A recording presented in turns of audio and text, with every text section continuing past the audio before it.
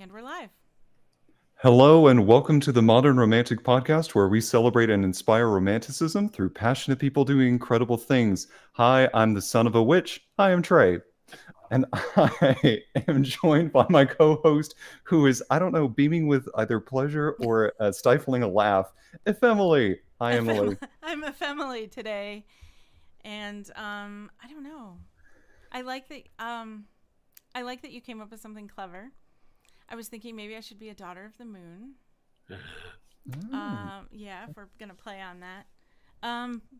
But yeah, welcome to the show. Yeah. Go ahead, I'm sorry. Oh, no. I think there's a particular reason of why I chose that string of words, and I think that's our guest today. To call me a fan would probably be an understatement, but Emily, would you do the pleasure of introducing our fantastic guest today? I would. Today on our baking show. Just kidding. Today we have someone who is a creator of enchanting worlds and has inspired many. Welcome to the podcast, Gregory Maguire. Thank you. I am so glad to be here.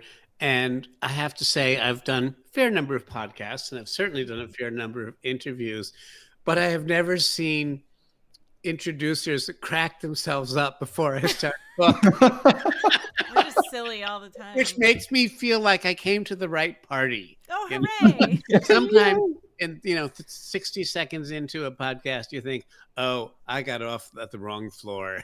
I really shouldn't be here, should I?" They know it, I know it, and now we're stuck. But I liked how you introduced yourself, so thank you so much for inviting me, and thank you for caring about the romantic impulse. Of course, romantic means a lot of different things depending on how you're going to structure it. But thank you for inviting me to the romantic impulse in the way that you consider literature, and probably the way that you consider a healthy way to live your life. So, given that, my gratitude for being invited, perhaps I did get off the wrong floor, and this is the romance of dental hygiene or something, and so I've got it completely inappropriately. Here I am eating cookies, and my teeth are going to hell, and you have to tell me what it is that I'm doing wrong. But anyway. We're here for it. 100%. Just keep living. Right. I like how you put that, that it's a way to live, because I feel like it is for us anyway. Yeah. We embrace that. Yeah. Mm-hmm. Yeah. Well, I'll get like daily messages or notifications from Emily, who's taking part of a every day doing something creative in July. And so it doesn't matter what it is, just every day do something creative for yourself. Well, Emily, what have you done so far this month? Yeah, I found that it's harder than I thought it would be. Really? And does it have to be something new creative? Or something that you know you like to do creative and you just do it because you like it? Well, it's there are no rules. It started with Brooke Shaden, who's a fine art photographer, and we had her on the show a little over a year ago. It's probably been longer than that now. Anyway, and she's doing this July creative challenge, and I thought, well, we can do this. I can do this. I'm creative. And so, but there are no rules. If you skip a day, you skip a day. If you doesn't have to be the same thing. It doesn't have to be new. As long as you're creative in some way. Being creative can be how you put your food on your plate. It can be however you broke your cookie into the shape you wanted to eat next. It could be I did so far photography and glass fusion have been my two creative things. Yeah. Did that come over? That's great. That was my creative input for the day. So yeah, if anybody wants to join in, July Creative Challenge is the hashtag, and you can go check out what everybody's doing and just join in for even a couple days if that's all you can do. It makes me think, Emily, that when various people have said to me, you, Gregory, have an interesting mind, and there are so many things you might have done, and so many things it's really clear you could have done. I have friends who are doctors who say, you could have been a doctor. You can listen to the thing that I'm saying in 30 seconds and understand where I'm going, even though you didn't go to 4 years of med school. And I have my husband is a former lawyer, and at dinner he always says, oh, you should have been the one to go to law school. So I know I have some strings to my bow, and I'm happy about that. But the business of making things, the business of starting out in a day and saying, I have to make something today. That's really the fuel in my gas tank, if you will, the need to, whether it be, as you say, let's pivot the table by 45 degrees and eat dinner at an angle tonight, Yeah. which we did last night, to everybody's annoyance except for mine. Oh, I love that you did that. Yes, I just, let's look at something from a different angle. Let's carry our plates, next week out, and let's sit on the stone wall and eat in a row like crows on a telephone wire, And it's not just about eating, but I have definitely embraced that instinct to innovate as a way, which is partly a creative method, but as a way to keep knocking myself out of normalcy so that I can find something arresting that is worth knowing that I didn't know before. So I think a Creative July is a really great idea. And I might join you on it, even though it's already July 8th or something. Well, it sounds like you did already with dinner. Yes, last night. Last night. So you started, you still have part of today yet. Yeah, exactly. So anyway, that's wonderful. And how, Emily, would you say that living a Creative July or a creative any day in your life is related to the concept of what you think of when you think of a romantic podcast or romantic stance? Is there something about innovation that leans into and influences and exerts an urgent pressure upon your concept of romance or romance? Right. Wow, what a question. I know. I like to set my interlocutors on their feet first. This is great. Especially for a baking show. I really didn't expect that. You fling the baking powder over your left shoulder into the cookie dough. No, but I mean, it's kind of serious. I do mean it kind of seriously, because we haven't defined our terms yet, but a romantic podcast does stand for something. It stands for something that is not really in the Hallmark aisle. It stands for something else. Yes, it does. I haven't seen the rest of your podcasts, but I wouldn't have come on board if I had not really kind of believed, oh, you wouldn't be doing this unless you already knew this. But my question really is, what is the interrelationship between innovation and a romantic stance against a kind of mechanistic and soul-killing world? Is there a relationship? Maybe there isn't. Maybe I'm just blathering. I think there is, because I see it as I want to create the world around me to feel how I want it to feel. So I will innovate to create that. If I want a climbing rose wall, I don't have one right now, but that's like a dream one day. Right. Because how cool would those pictures look with a climbing rose wall in mind? Yeah. I just bought yesterday 3 gigantic hibiscus plants to put in the front. I was only going to do one, and then I went, there should be 3 here. Yeah. And so I went back and I got 2 more, and now I have 3, and I can see them from here, and wow, they make such a difference. So I want my world Yeah. to be this romanticized version of life here. Yeah. So Yeah. for me, it's innovating whatever that is in my mind.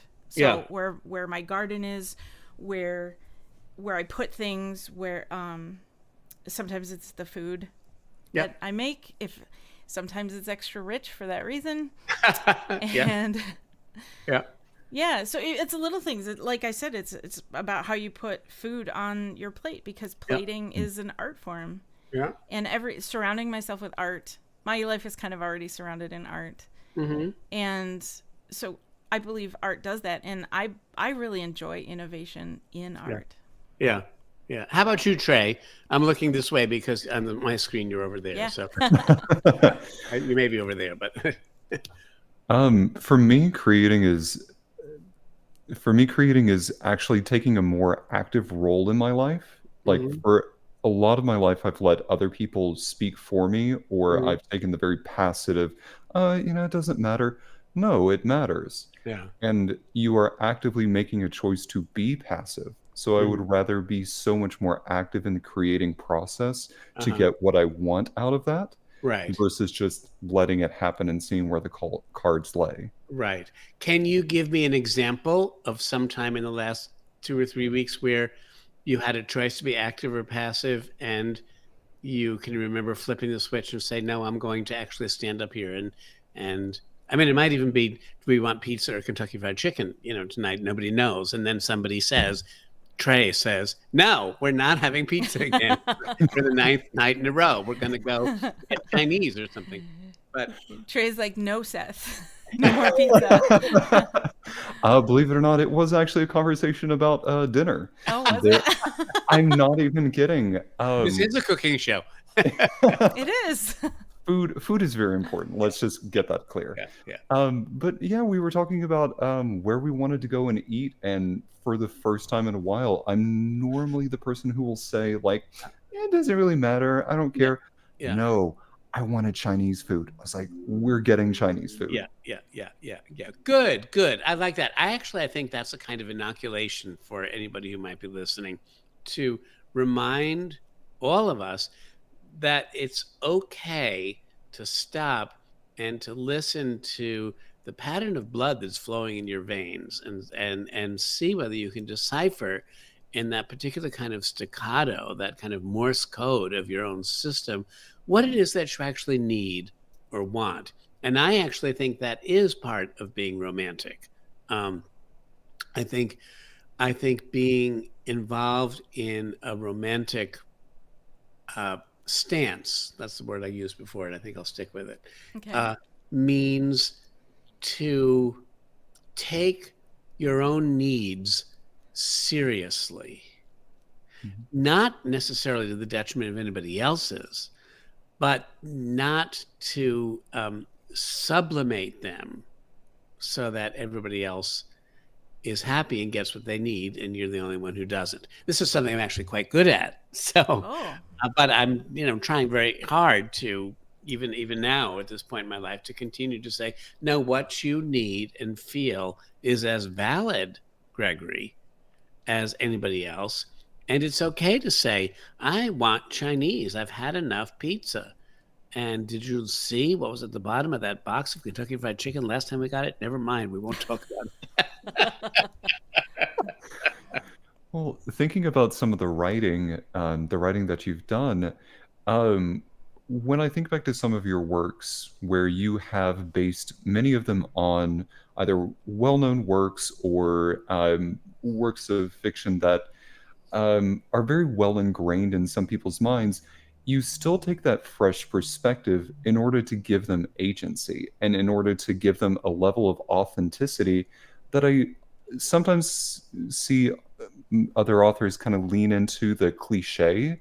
So my Mhm. question for you is, how do you, when you're crafting these characters, maintain that sense of a fresh perspective while you balance those existing narrative elements that people are familiar with? That's a really great question. And like all really great questions, I'll get back to you in 3 months on, on the answer. I mean, a really great question can't be answered glibly, even though I have Irish in my background, so I can speak to almost anything. The truth is, Trey, the honest truth is, I'm not really sure how I do that, but I do know that another aspect of what I think of as the romantic stance is authenticity. And so to be romantic, again, I haven't asked you to define the term, and maybe I should stop talking and let you do that. But to be romantic is not to make a caricature of the hardness of life. It's really to try to crack the veneer of life and say, where is its native pulse? Where is its authentic pulse? That finding the authentic pulse of life, of a character in a story, actually means being as honest as you can, which means not lazing about the Hallmark aisle and saying, well, this person's like this person's like that. Let's get out of here and pay, and get on the road. Being authentic is an important part of embracing the pulse of life. And all characters, even if they're very, very minor ones in a story, have a legitimate claim, I believe, to being honored with a certain kind of authenticity. Do you remember, I think it must have been E.M. Forster in Aspects of a Novel, when he famously talked about there are several kinds of characters in fiction.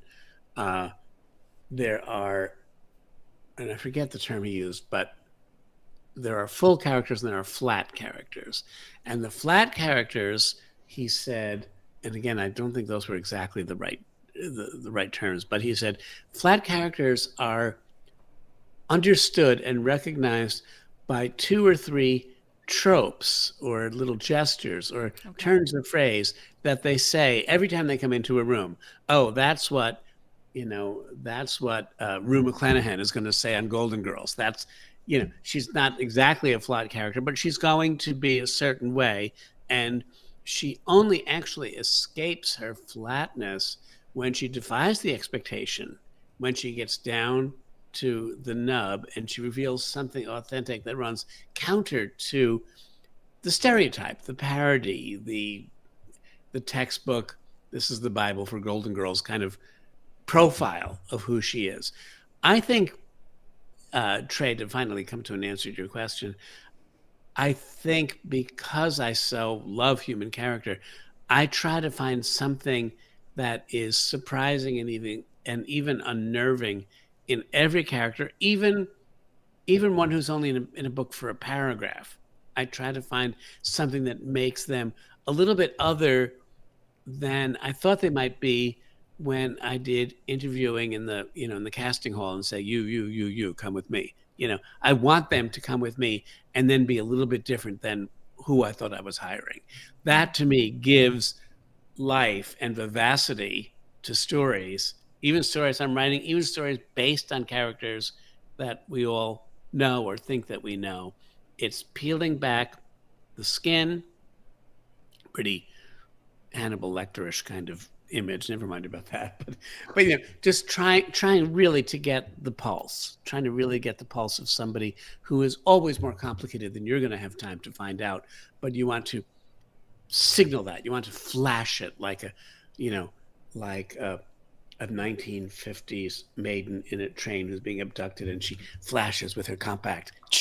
You just want to flash a little image of something, so that somebody out there knows, oh, we're not going to hear anything more about this person. They're going to get off at the next stop, but they are a full person. They're not just performing the function of revealing the identity of the escaping, adulteress. So anyway, that's what I think. I care about the particularity of every character in a book, and not just the function that they can serve me in my larger, maybe paradigmatic hope to say something about an intellectual subject. People are more than elements in an equation. And that, I think, is a romantic slant, to allow someone their full humanity and not to be exactly what you need, but to be themselves and therefore be more than you bargained for. And I think, oh, sorry, Trey. Nope. Go ahead. I was going to say that authenticity is refreshing. It's something I think we all truly want and desire Yeah. to be our authentic selves. So seeing it in characters, seeing it in our lives in whether it be entertainment or reading, whatever, Yeah. is refreshing and Yeah. inspiring. Yeah. When I was in my teens and early 20s, the characteristic in anybody, yeah, I wasn't thinking about the elders like the Shakespeares or the Dickens or Emily Dickinson's, but even Emily Dickinson, I think, the characteristic that I valued most in people and that I followed, that made me want to follow them, was something that, for lack of a better word, I called energy. That there were some, I mean, the Smoky Chanteuses who would, no regrets. There's no energy there left anymore. They've already gone through the point where they have no regrets anymore. You should have a few regrets, goddammit. And but the younger singers and ones who sang, like, if they didn't get this song out of their lungs in the next 2.5 minutes, then they were going to die. And poets can do that, and novelists can do that too. And that was who I cherished. Now, because you get older and you realize there are many, many, many ways to read urgency and energy. And in fact, at this stage of my life, no, no regrets. That actually feels quite energetic to me.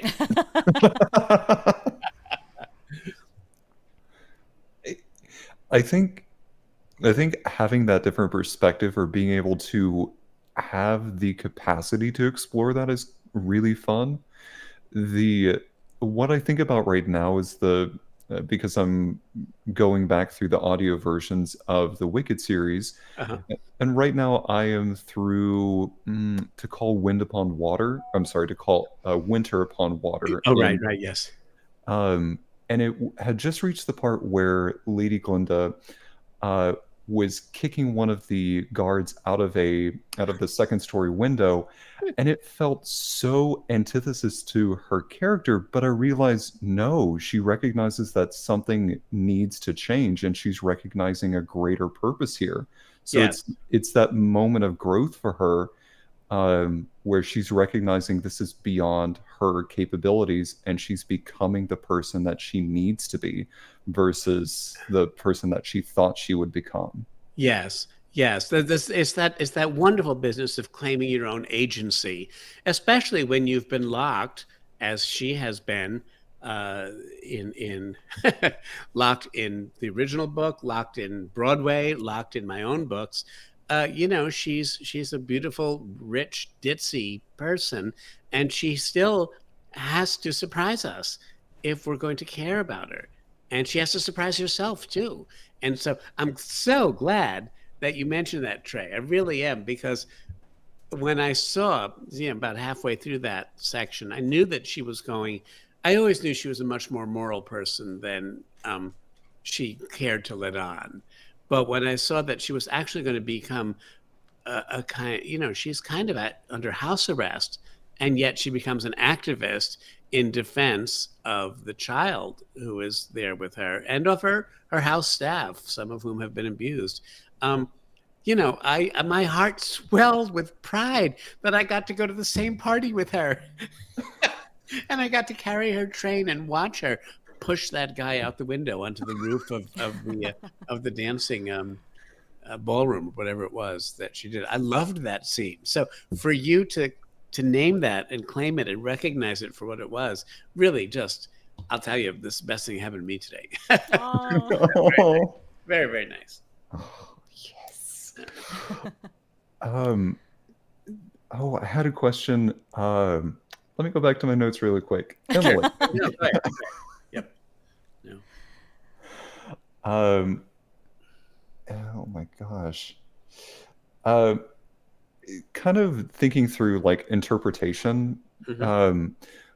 One, I am super excited for you because you not only do you have the Broadway version of Wicked, you also have the movie version coming out in November. Right. But I would also like to mention that you had a movie adaptation of the Confessions of an Ugly Stepsister, Yes. which Yep. I actually really liked it. I know it was different from the book, but I Yeah. still liked what they did. Whenever you hear that something is getting adapted from one of your works, do you ever think, "Oh, I really hope that they keep this," or alternatively, "I really hope they change this"? Those are, again, two really good questions. I have a benefit over many people whose works get signed up, pardon me, for some kind of adaptation.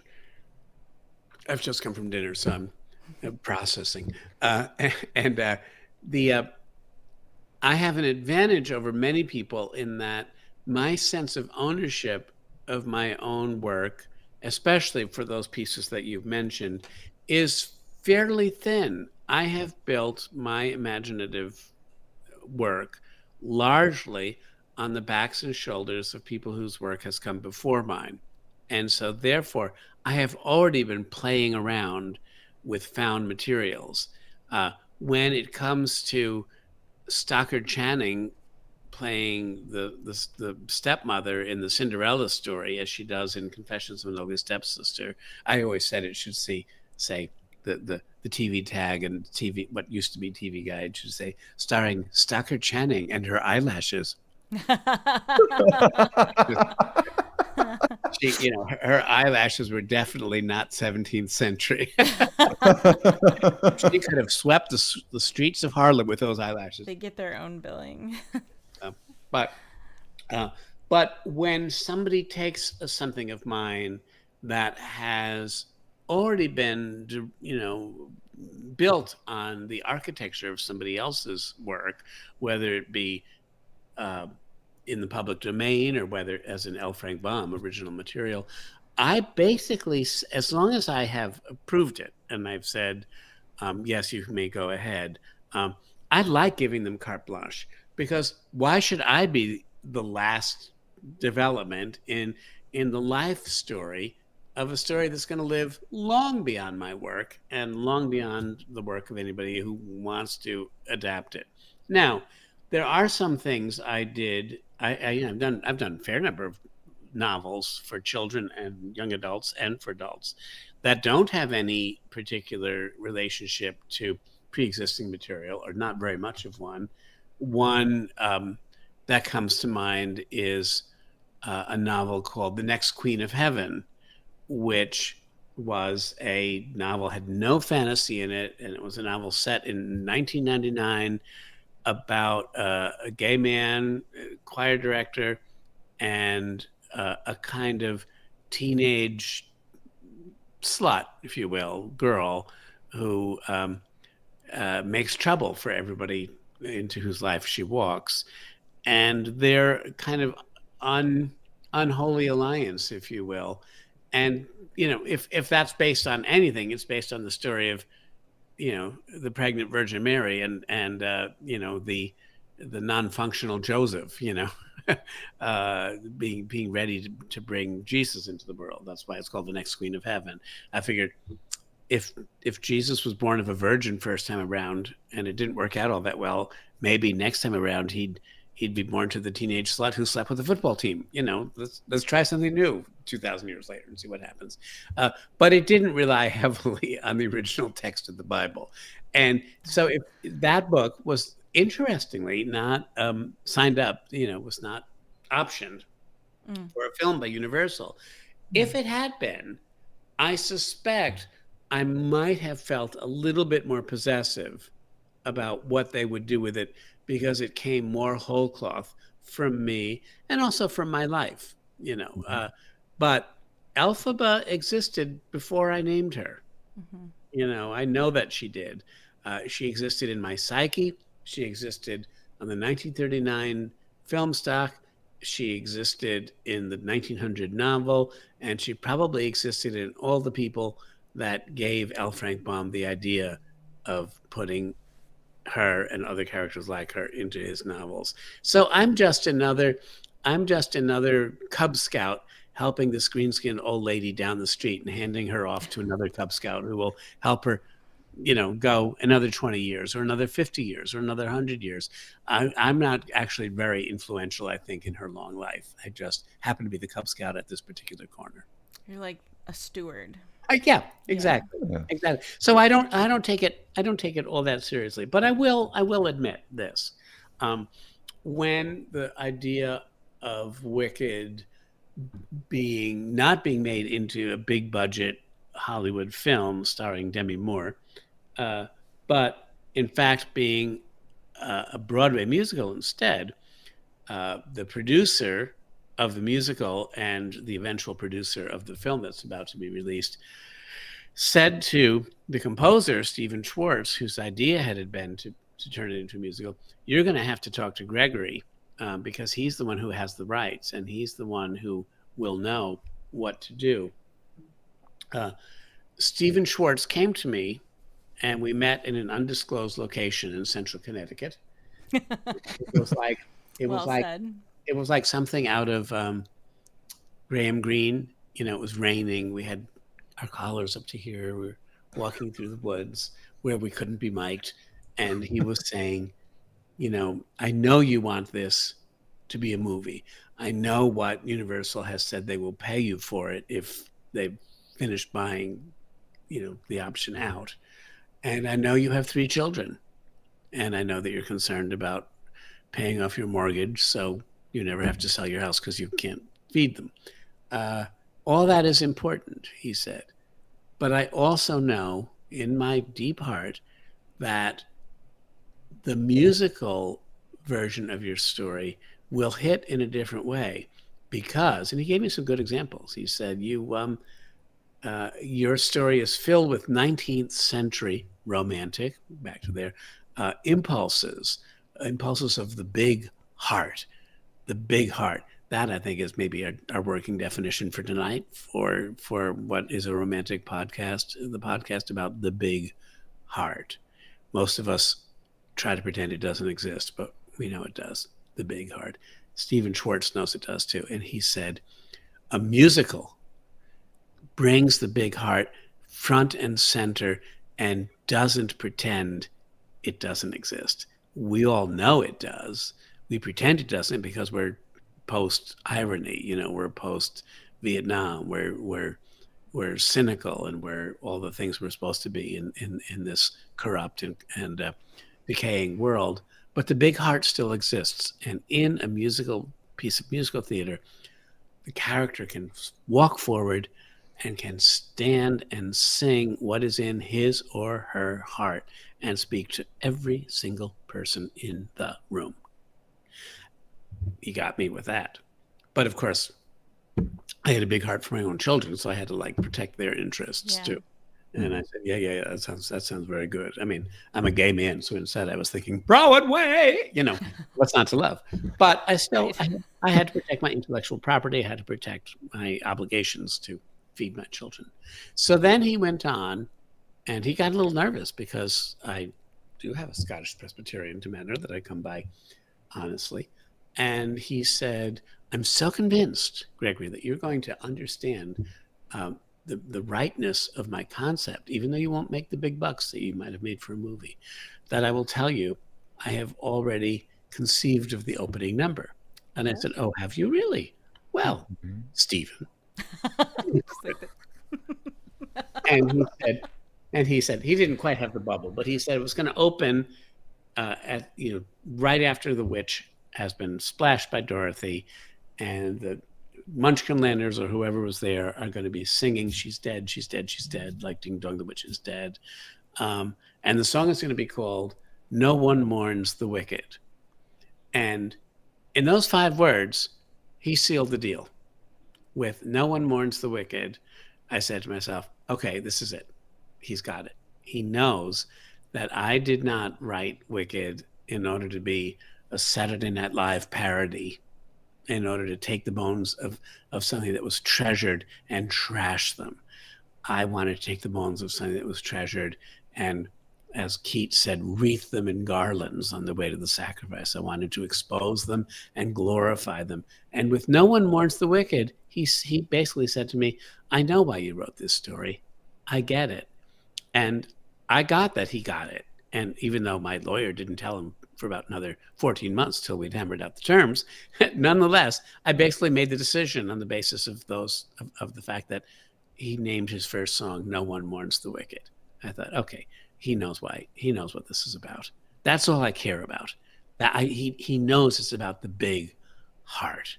He knows it's about the big heart, and it is. And so therefore, whatever he wanted to do with it, you'll change the characters, you'll change the plot, you'll change the ending. If it remains about the big heart, the moral heart and the passionate heart, then you have my blessing, because that's where I wrote from. I love that. Do you find that keeping that principle in mind, or do you find that throughout time, throughout the social climate that we've been in the last 20 some years that this has been on Broadway and beyond, do you feel that it's accepted differently now than it was then? You mean the play and the big heart of the play? Yeah, the book, all of it. Yeah. What is really scary, Emily, is that I wrote the book 30 years ago. Yeah. And I wrote it was published 30 years ago next year, but I wrote it 30 years ago this year and a little bit into last year. And at the time that I wrote it, most of what I thought I was doing was relying on tropes that people would recognize from oppressive social and political situations of the past. Maybe not the very far past, but of the past.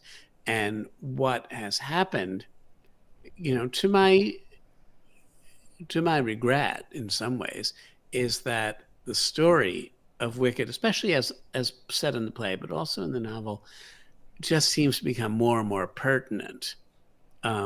That's terrible. I thought it was maybe too retro when I published it in 1995. I heard I did a show about a week ago with Winnie Holtzman, who is the script writer, the book writer, as they call it, for the play.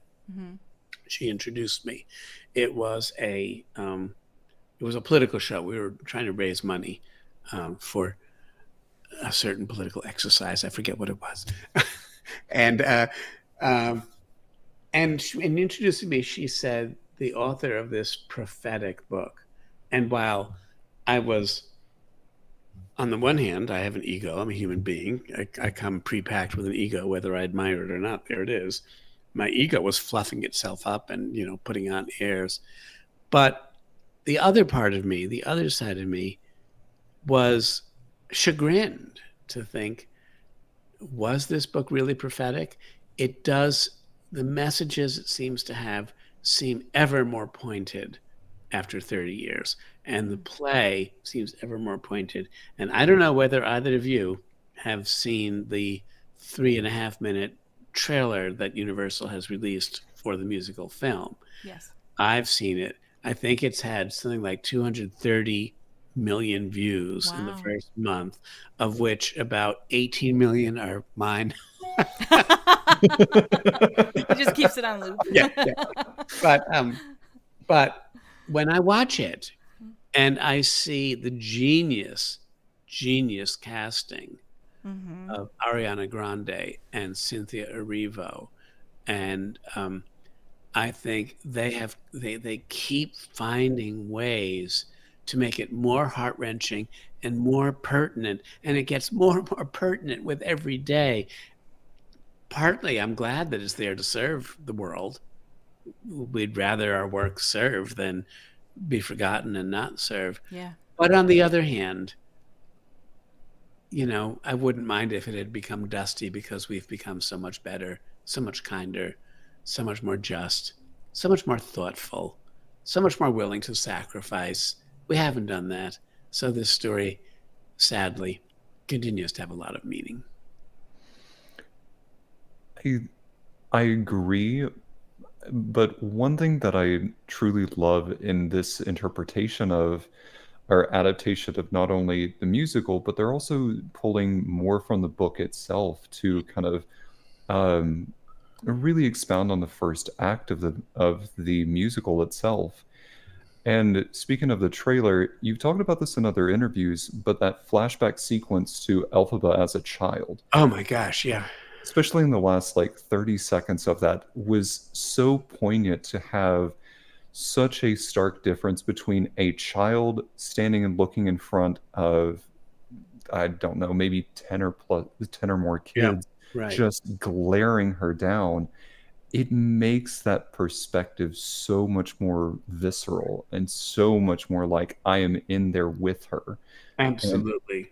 uh, Absolutely. Sorry, I interrupted you. Go ahead. no, I'm going to keep rambling at this point. So, but to have that sort of moment and to know that it's incorporating more of the book is creating somewhere between a full adaptation without music and an adaptation with music, and Yes.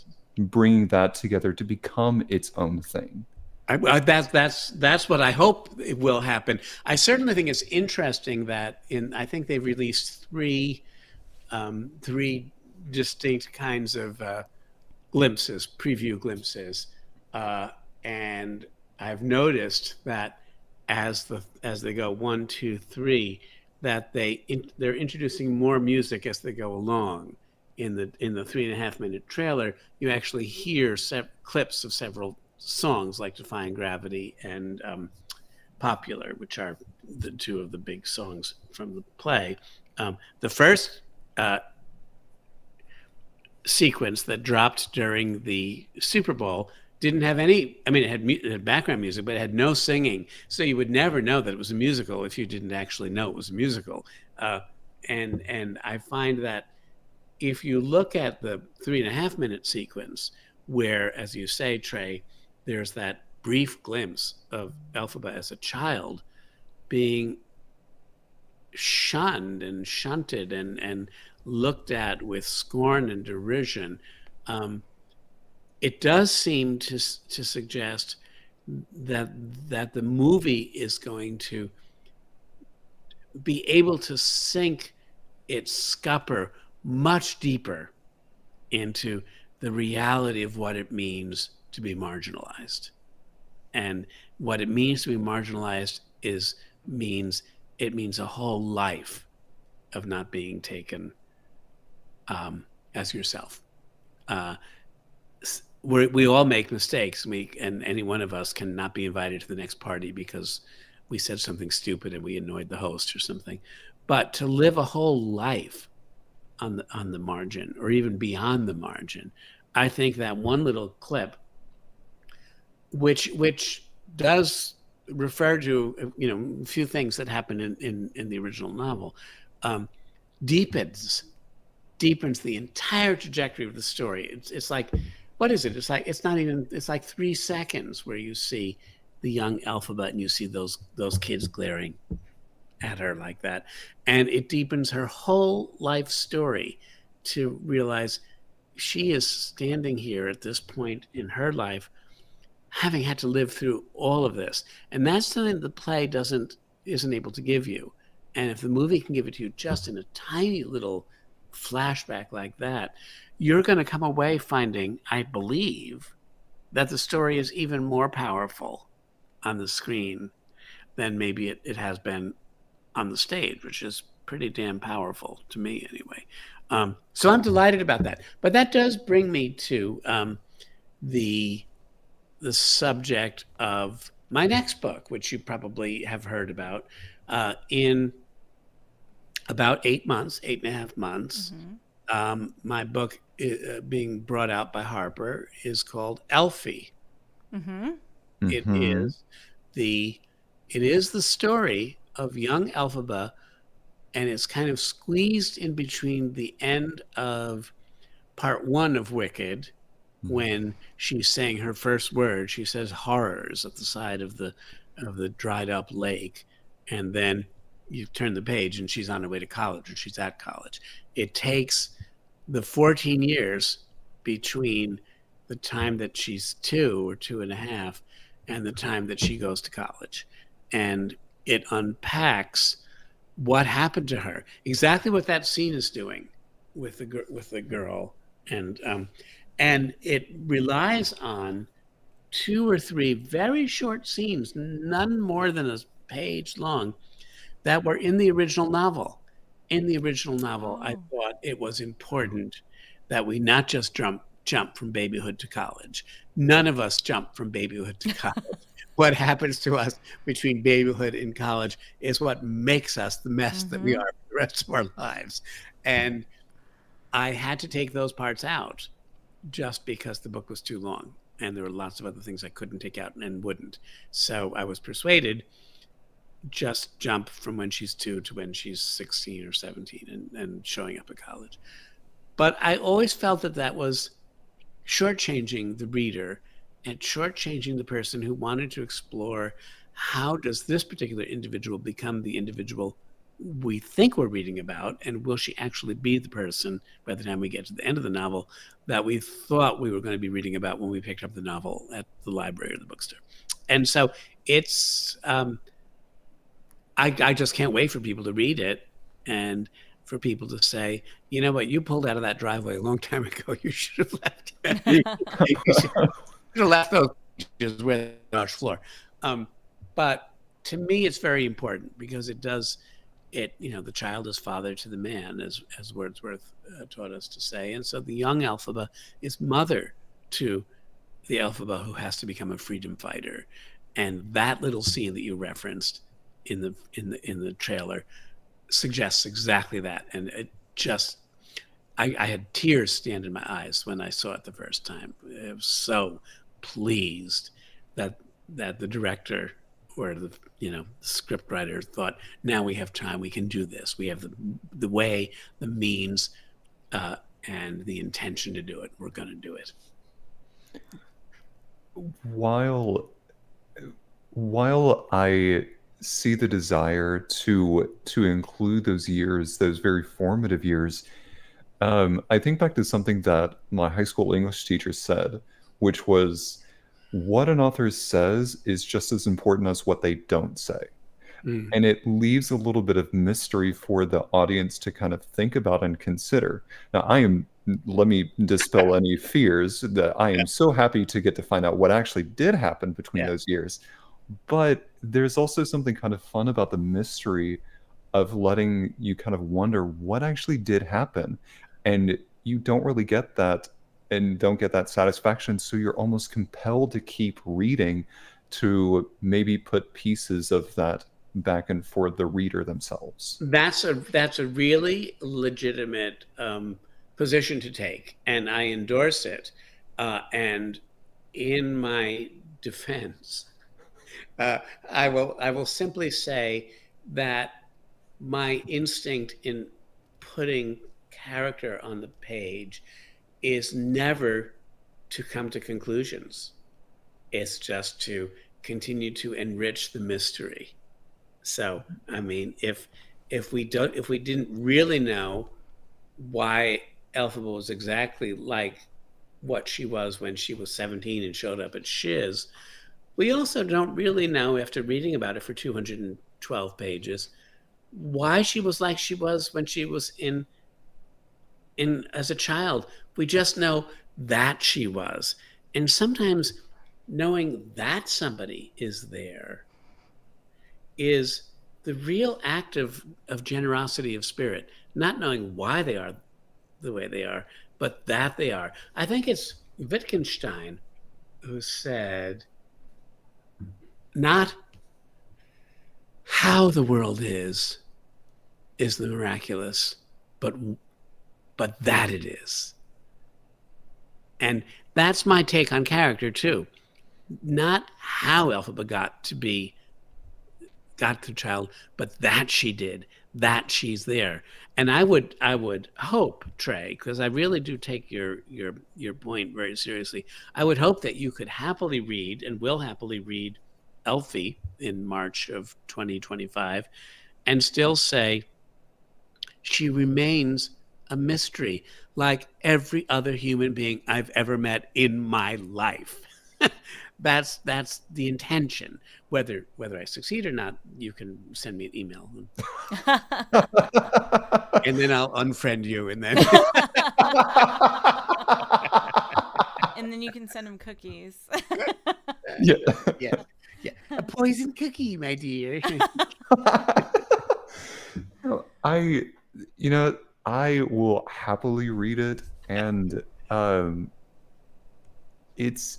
I think going back to something you said earlier, you may be given a lot about the character, but if we want to be the person sitting on the train for 5 minutes that gives you a flash of something, Yeah.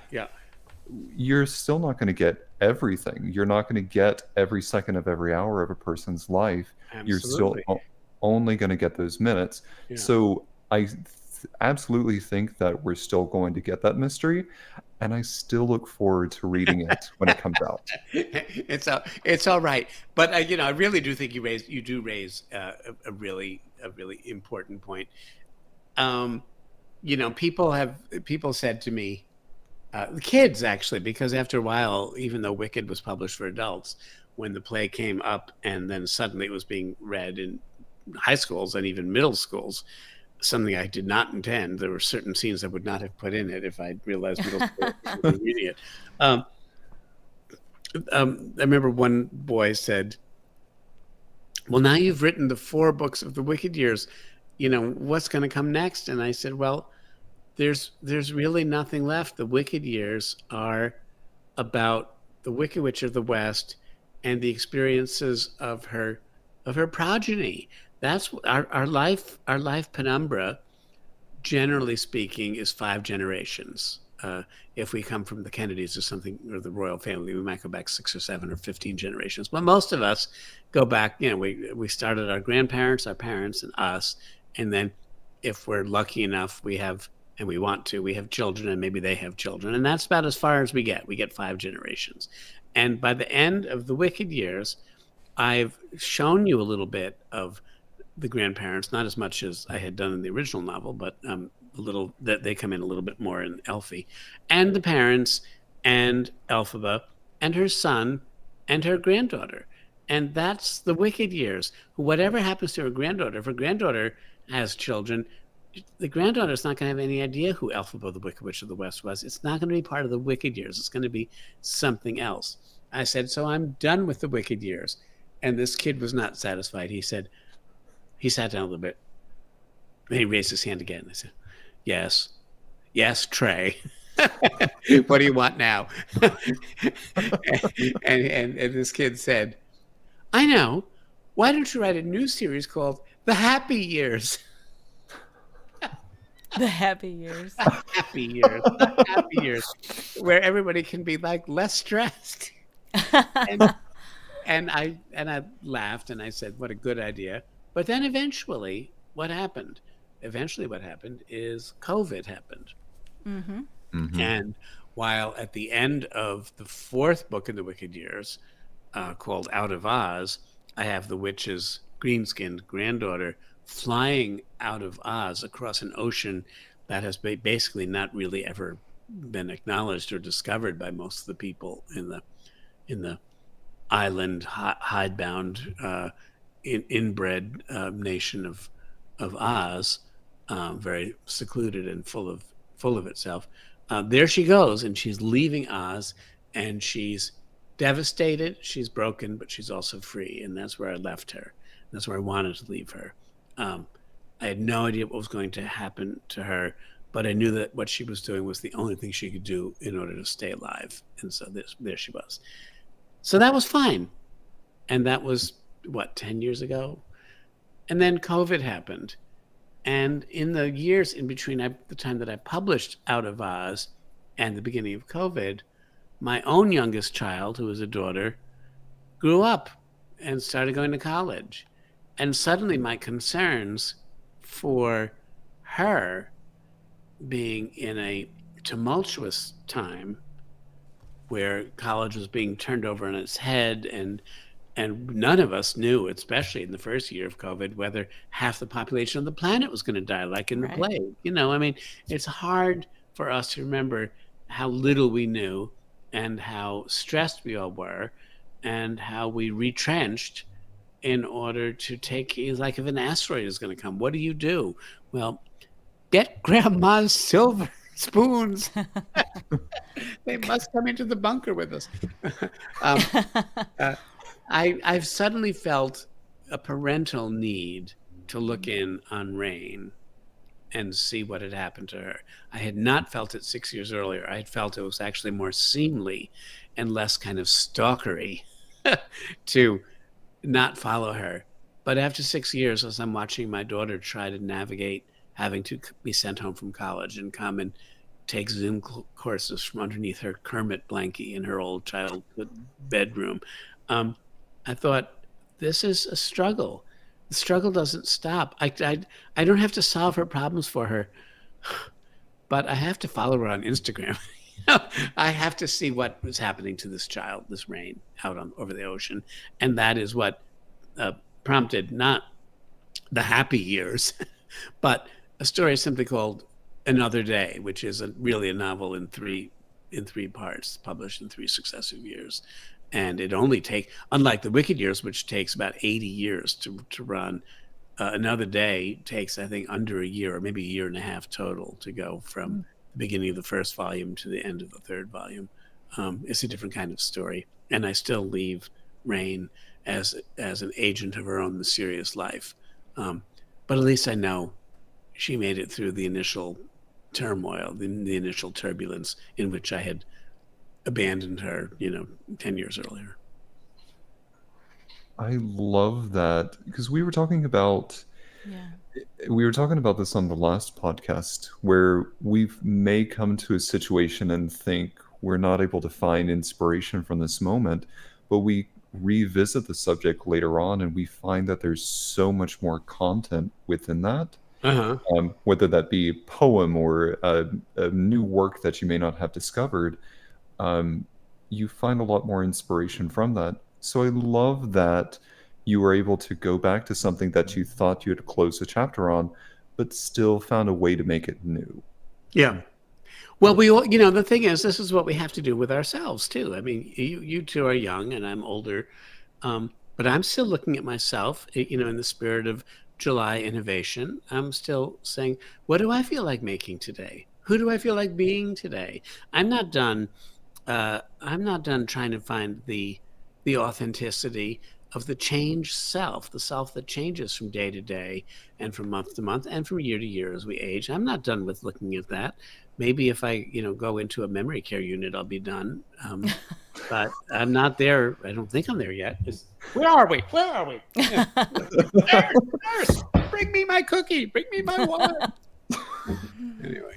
Turn the table 45 degrees. Exactly. Let me look out the window. Oh, that's not a window. That's the closet door. Well, I'll look at that. Anyway, it's it is. It, as one, I apologize for continuing to refer to the difference in our ages, but it is as I just came to one of those big bellied years with a big O at the end of it. And you do take a new kind of stock and you think, what kind of person am I now that I didn't used to be? And I'm not done asking that question. Now, that may be a sign of huge and crippling ego, that who I am is so important that I have to keep asking the question.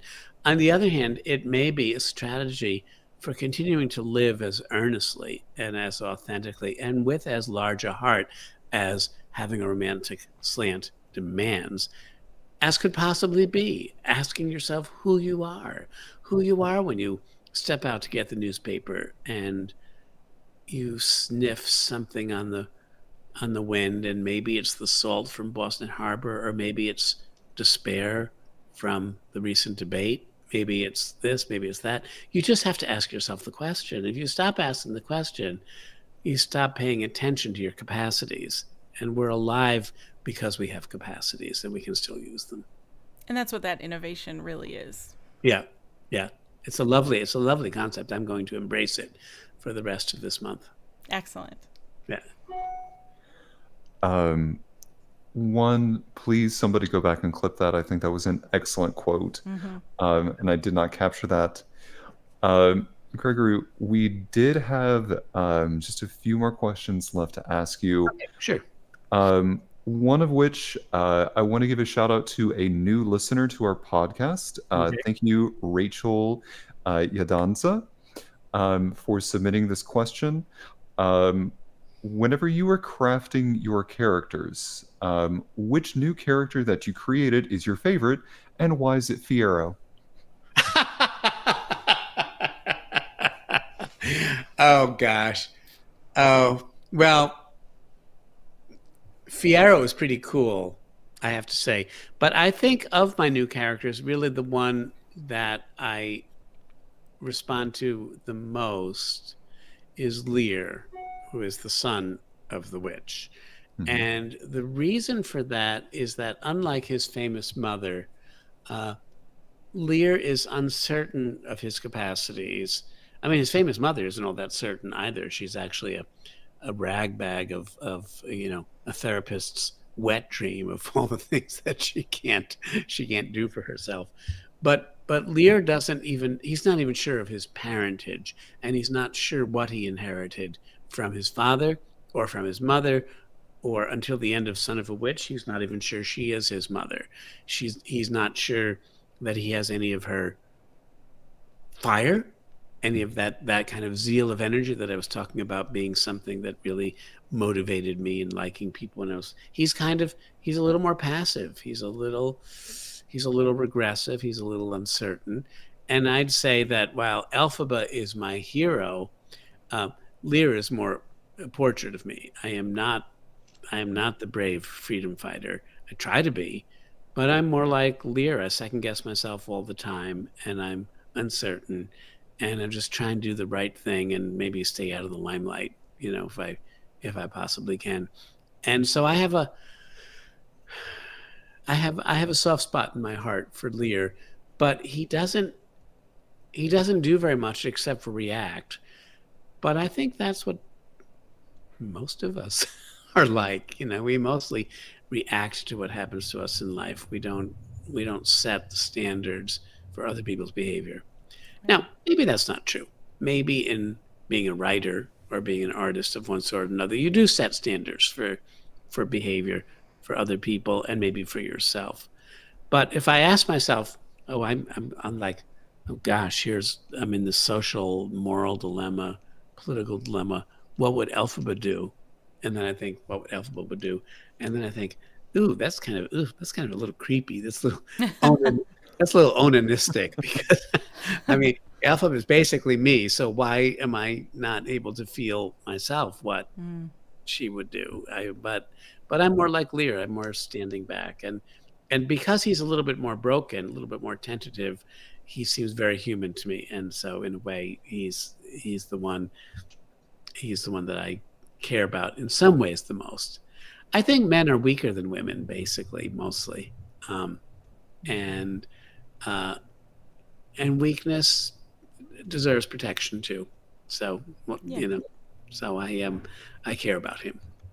I don't know if that answers the question of the person who posed it. I forget her name. The new person, Rachel. Was it Rachel? Yes, it was. Yeah. Sorry, Rachel. I hope I answered it the way that gave you some comfort, or at least some inkling into thinking about your own weakness and the weakness of people who live in your life, and how much they deserve to be honored and noticed and protected. I think that absolutely does. I will probably respond to that, making sure that she listens to this episode. Okay, good. The other question I had for you is, you're not only a professional writer, but you're also an educator. You're also an advocate for excellence in literature for the young. What are some ways that we can help advocate for improved literacy? Oh boy, that's a great question too, Trey. You do come up with them, don't you? You stay up all night long the night before thinking of these great questions. It is an uphill battle right now. I'm not going to pretend that I don't see our cultures at a are we still there? Can you Yes. hear Yeah, me? there was a hiccup in the video feed, Yeah. but we can hear you. Um, I'm not going to pretend that I don't think we're at a real sea change uh, sort of moment in the tidal pushes of what makes our culture work. I believe that taking the time that children need to take in order to lose themselves for a little bit in a book is it's not just therapeutic for the child who for a very brief moment gets a reprieve from their own ego needs. They get not to think about themselves for a little bit as they think about Peter Rabbit or Max and the Wild Things or Mary Poppins, or I'm talking about very old books, but the concept is the same even with the modern things that are published this year. I'm afraid that uh, partly because of the outrageous climate of umbrage in the culture at large, the fighting against books, the taking books out of libraries, the fighting against each other, the children on the playground looking at Elphaba and scowling at her because we've become so much less patient, so much less tolerant, that the time needed to park your ego at one side and live in the skin of a character in a book, that time is eroding. There's less and less of it afforded to children, and there's less and less culturally supported appreciation for the kind of character building and personality building that reading does when you're young. Mm-hmm. It used to be said that now I should never talk about statistics because I can never remember them exactly. But I'll just make something up and then yeah. It was something like 75%, and I'm talking now of something I read about 35 years ago. 75% of Americans get 90% of their reading of literature, meaning fiction, poetry, before they get out of high school. Oh, yeah. So most of us, when we get out of high school, we are done. We have basically had our literature education. There is nothing ahead on the landscape for us unless we're among the rare people who actually cottoned on to reading and found it rewarding, found it a defense against the parts of the world that were threatening, found it whatever. We had literary sensibilities. We liked language. We couldn't afford an Apple phone, whatever.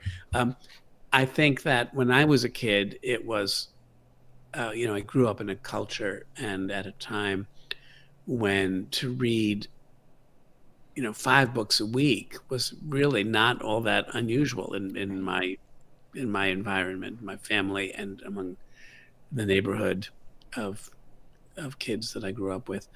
But the culture itself has devalued that experience. And children are no fools. Reading is hard. Reading is hard work.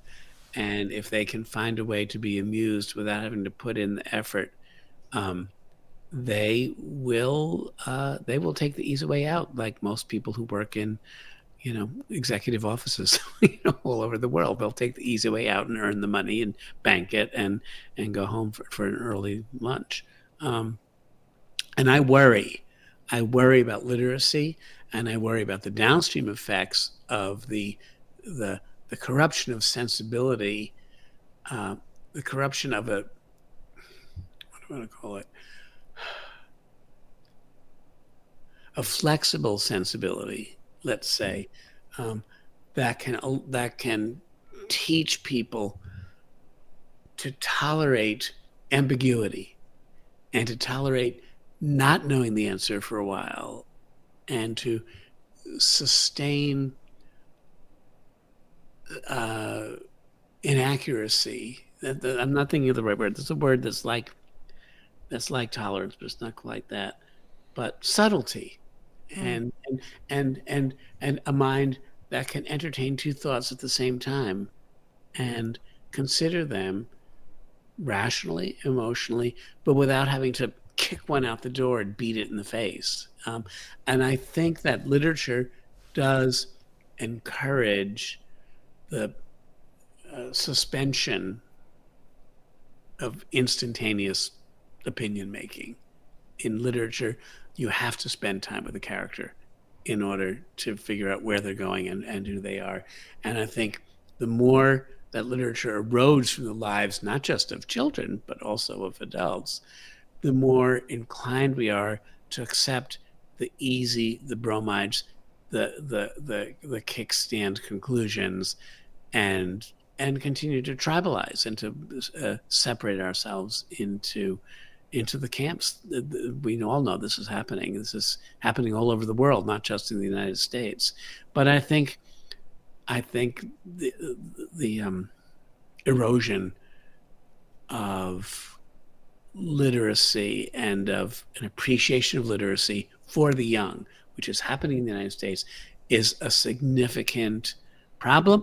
And it's also a significant thing that the normal citizen can do to try to correct. I mean, anybody who lives in a neighborhood with a public school can walk in and say, I'll do my Corey test so you can see I'm not a child molester or anything. But I want to come in and read to the first graders. Can I come in once every 2 weeks for 20 minutes and read books of my own selection? And if you have any gift to be enthusiastic, you can begin yourself in your local school. You can begin to help stem the tide of that, I have to call it corruption, that sort of tarnish that settles upon the mind of the young when they think, I already know everything. I don't have to keep open. I don't have to keep vivid. I don't have to keep thinking. I already know what I think. God damn it, get out of my way. Excuse my language. No, I think what a brilliant way to contribute. And I think that would bring joy to the person going into the school and reading as well. Yeah. What a cool connection to make with kids. And there's something everybody can do. I mean, you don't have to be an advocate or have, a doctorate in children's literature or anything. You have to care about what you love and share it. Yeah. That's the most, the best thing. Do you both of you, Emily, Trey, do you go to dinner parties? And if you go to dinner parties, even if it's, Chinese and not Kentucky Fried Chicken this time, do you sit across the table from people and do you say, well, what are you reading now? What are you reading? And it's the enthusiasm of somebody else at the table said, oh, you got to put down everything else that you're reading because you have to read Patrick Bringley's All the Beauty in the World. That's what you have to read. That is wonderful. And I'll tell you in one sentence why, and go get it. And I'm now telling you, and everybody listening to this, Patrick Bringley, All the Beauty in the World. That's what I'm saying. I'm enthusiastic about it. I cried at the end. It is a tremendous, tremendous book about aesthetics, beauty, and loss and survival. And it's a nonfiction piece. And so I'm enthusiastic about it. So I want you to read it. And that's gonna move you more than the latest review you read, in the New York Times book review. You want somebody you trust and somebody you think has a sensibility that you maybe on some marginal way that you appreciate. Well, okay, he was pretty much of a jerk, but he did sound excited about that book. So, so I'm going to go see if I can find it. Yeah, I think you're right, because I have blindly gone and bought books and read them that were suggested by a friend because you're right. I trusted them. They, talked enthusiastically about it. And of course, that's all I need. And all the more so when you're with kids.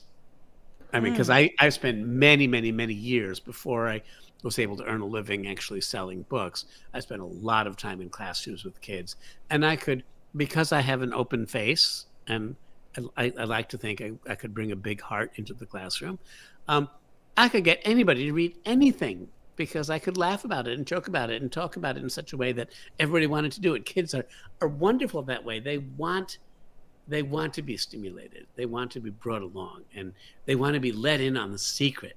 And you come through and say, "Oh, I got this tremendous thing. You're not going to believe this." And I'll read you one paragraph, and then you have to go find it for yourselves. And then there's it's like a scene at an airport or something, people rushing through the doors. Contagious, yeah. To go to the library and get those books, get that book. Well, that begs the question, Emily. What are you reading right now? Oh, I'm in the middle of like 3 books. Yeah. Oddly enough, 2 of them are nonfiction. What are you reading? Oh, goodness. They're up on my nightstand. This is where I draw a complete It's blank. okay if you don't remember the names, but like history or sociology or... A lot of it's psychology, actually. Oh. I'm reading one about the mind and how... I don't know how to word this better, so I'll just leave that alone. One is about... is a psychology book about seeing light in like your dark side, which I found fascinating. So I again recommended by a friend, so I just went and got it and decided. Yep. And then the other one I found it at Goodwill, and it was just, there was something about the title, and I opened it up and read like one page, and I went, okay, I'm taking it. And I cannot remember. I want to say the author is Virginia or Charlotte or I can't remember any of it. I'm sorry. That's all right. Is either Virginia Woolf or her twin sister Charlotte Woolf? It's by Charlotte Woolf. Yeah, I feel bad that I don't remember. How about you, Trey? What are you reading? Not to be on the nose, but I am actually legitimately in reading Out of Oz. Oh, yeah, okay. Yeah. So I'm in Out of Oz, but I am also about halfway through The Picture of Dorian Gray. Oh, really? Wow. Yeah. How are you finding that? I'm not gonna lie, I love Oscar Wilde. I have just gotten to, it's right before they make the Faustian deal, or the like implied Faustian deal. I'm right to that part. I think it is so intriguing to listen to him talk about the moral dilemma of people, or even what a touch of malice can do to a person's thought, or putting doubt into someone else, and watching the wrath that incurs within that person. At least that's what I'm taking away from it. Yeah.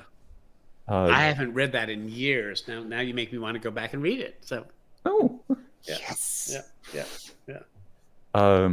Well, to our listening audience, I know that we've spent some time talking about Wicked, the Wicked series, and then the series that follows Wicked with Reign within about a year after the Wicked series ends.